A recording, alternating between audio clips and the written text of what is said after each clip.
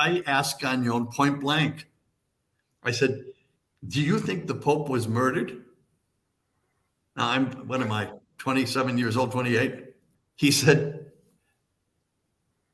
"I know what you're asking." He said, "But I'm just going to answer this way.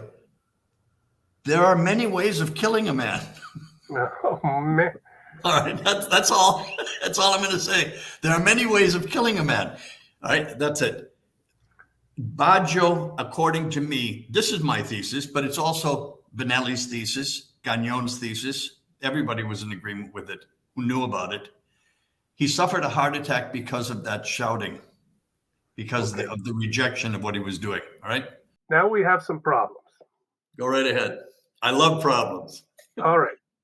I've got a book here called The September Pope, The Final Days of John Paul II, and the author is Stefania Falasca, with a foreword by Cardinal Pietro Parolin, who's the Secretary of State today. Mm-hmm. And some people think could be elected the next Pope after Francis. So this book is about the final days of John Paul I. And inside this book, she goes day by day and she talks about the cause of death. And she's actually arguing, and she's quite a qualified researcher. And I know her, I know Stefania.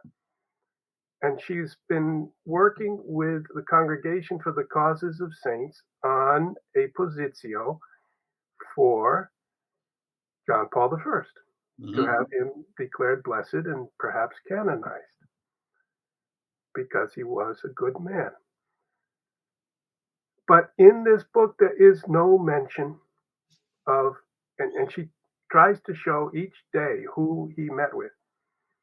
And of course, on September 5th, John Paul I met with Nicodeme, who came from Leningrad, Russia. He was a Russian metropolitan and the foreign minister of the Russian Orthodox Church, very interested in Catholicism, and even some people later said was thinking of converting to Catholicism. And by the way, Nicodeme was the patron of the present patriarch, Kirill, who's the famous patriarch now in Russia, who's thought to be the chief support of Putin. So Nicodeme, in his 40s, on September 5th, came to John Paul I, starts to speak to him, falls into his arms, and has a heart attack. Mm-hmm. And there were rumors at the time that he had been poisoned by the coffee that he drank. This is why when you said that Rome was abuzz on the morning of September 29th with rumors that John Paul I had been poisoned, it's not a surprise. The Romans will rumor that, and they had that memory that 3 weeks before, one of the leaders of the Russian Orthodox Church out of the Soviet Union had come to Rome and had collapsed in a heart attack right in the arms of John Paul I. An amazing story. Mm-hmm. And it's still a mystery. John Paul I later said that Nicodeme had wished to whisper some words to him before he died. This is true. He said he confessed to me. And he said amazing things. No one has ever confirmed or gotten into what it was that Nicodeme said.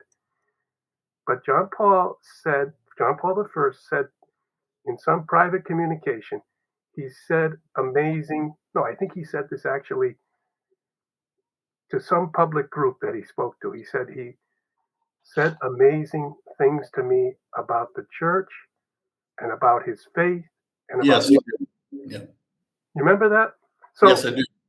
So Stefania, in this book, which just came out in English, it was done, I think, in 2017 in Italian, and it came out in 2021 in English. She doesn't report that Baggio came to see John Paul I on the night of September 28th. What she says instead is that he called Cardinal Colombo up in Milan, who was his assistant trying to find a way to choose the next patriarch for Venice. So what we know for sure, at least we think we know for sure, is that John Paul I was focused on who could go to Venice. That was a question that in this book he actually says, he's quoted, John Paul I in this book is quoted as meeting with Baggio earlier in the month and saying to him, "Would you like to go to Venice?" That's quoted in this book because Baggio was trying to get some other candidate that he wanted to go to Venice because Baggio was, as you point out rightly, in charge of all the bishops, the appointment of all the bishops in the Catholic world. And the Bishop of Venice was now empty and one of the most important in Italy. And there was no doubt a struggle over who to put in Venice to replace John Paul I, a matter of great importance to him. Thank you for joining us today on our live stream video, or you may be watching the recording. If you would like to join us live, be sure to subscribe and to click the bell so you'll be notified when we go live. We don't have a set schedule, so we may pop up one evening at 8 o'clock or a morning at 11.